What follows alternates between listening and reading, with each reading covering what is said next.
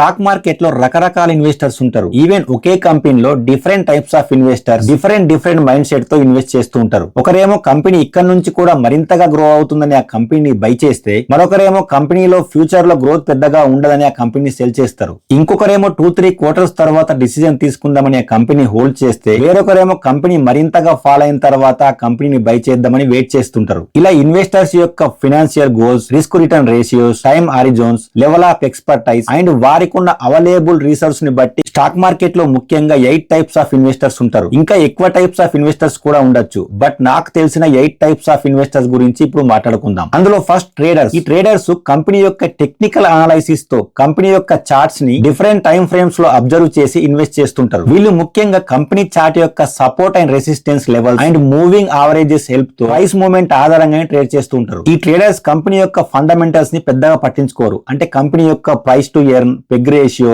EV EBITDA ratio, ఇటువంటి fundamentals ని వాళ్ళు పెద్దగా పట్టించుకోరు. Second, speculators. ఈ స్పెక్యులేటర్స్ ఫండమెంటల్స్ ని అండ్ టెక్నికల్స్ ని కూడా పెద్దగా పట్టించుకోరు. వీళ్ళు కంపెనీ యొక్క స్టోరీ మీదనే, అంటే మేనేజ్మెంట్ చెప్పే గైడెన్స్ ని, మార్కెట్ లో కంపెనీ మీద ఉన్న రూమర్స్ ని బట్టి ఒక గట్ ఫీలింగ్ తో కంపెనీలో ఇన్వెస్ట్ చేసి ఆ కంపెనీ గ్రో అవుతుందని హోప్ తో ఉంటారు. Third, momentum investors. ఈ మూమెంటం ఇన్వెస్టర్స్ రీసెంట్ గా, అంటే లాస్ట్ 2-3 మంత్స్ లోపల ఏ కంపెనీలో అయితే మంచి రిలేటివ్ స్ట్రెంత్ కనిపించిందో, అంటే ఏ కంపెనీ స్టాక్ ప్రైస్ లో అయితే మూమెంట్ వచ్చిందో అటువంటి కంపెనీలో ఇన్వెస్ట్ చేస్తారు. ఇలా వీళ్ళు మూమెంటం ట్రెండ్ ఉన్న కంపెనీలో మాత్రమే ఇన్వెస్ట్ చేస్తారు. అండ్ ఆ మూమెంట్ ట్రెండ్ రివర్స్ అయిపోయే లోపు ఆ కంపెనీస్ ని సెల్ చేస్తారు. Fourth, minimum volatility investors. ఈ మినిమం వోలటాలిటీ ఇన్వెస్టర్స్ కంపెనీ యొక్క డౌన్ సైడ్ ప్రొటెక్షన్ ని ప్రెడిక్ట్ చేసి, అంటే ఆ కంపెనీ ఇంతకన్నా ఎక్కువగా డౌన్ సైడ్ ఫాల్ అవ్వదు అని ప్రెడిక్ట్ చేసి అటువంటి కంపెనీలో ఇన్వెస్ట్ చేస్తారు. Fifth, value investors. ఈ వాల్యూ ఇన్వెస్టర్స్ ఏ కంపెనీస్ అయితే ఆ కంపెనీస్ ఉండాల్సిన వాల్యూ కన్నా, అంటే ఆ కంపెనీ యొక్క పిఈ రేషియో, పీబీ రేషియో లాంటి వాల్యూస్ కన్నా తక్కువ వాల్యూలో ట్రేడ్ అవుతున్న కంపెనీస్ లో ఇన్వెస్ట్ చేస్తారు. సో ఇలా వాల్యూ ఇన్వెస్టర్స్ కంపెనీ యొక్క బిజినెస్ ని చూసి ఆ కంపెనీ ఒకవేళ తక్కువ వాల్యూలో ట్రేడ్ అవుతే అటువంటి కంపెనీలో ఇన్వెస్ట్ చేస్తారు. Sixth, growth investors. ఈ గ్రోత్ ఇన్వెస్టర్స్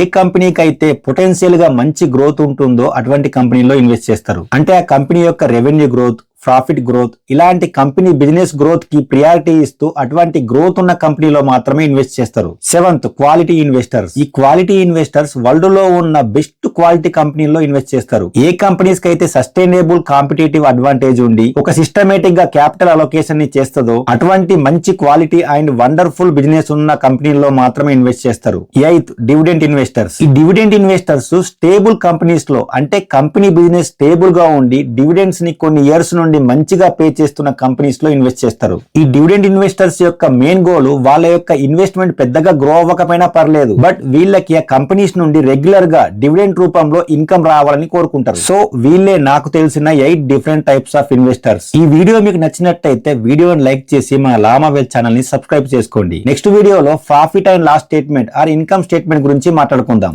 అప్పటిదాకా be healthy, safe investing and Jai Hind.